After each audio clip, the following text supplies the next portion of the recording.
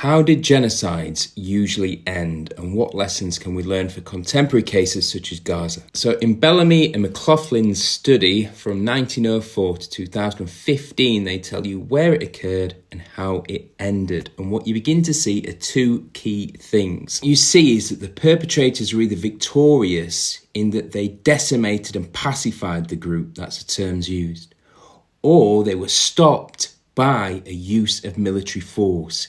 So it's kind of they either win or they stopped by a use of force. So just off the top of my head, like the Nazis were stopped by obviously military force during World War II. The Khmer Rouge was stopped by the military intervention by the Vietnamese.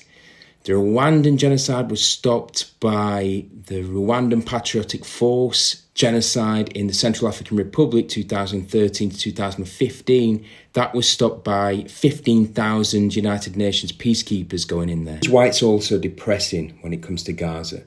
Not only have we got the situation itself, but there is very little light and hope in the tunnel. The people can't protect themselves from the onslaught from the Israeli government.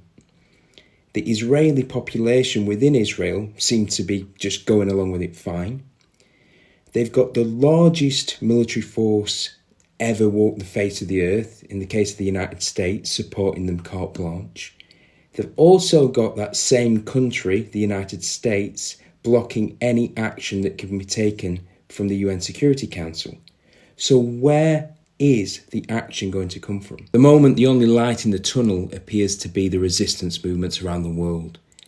Hopefully, these can persuade governments to take a more concrete action. In quite a striking statement, Netanyahu himself said that he was allowing humanitarian aid into Gaza to keep allies on side. I think that's quite a striking kind of moment of transparency, in that he didn't really care about feeding these people, and he's done all he can to give them the least amount of food he can do.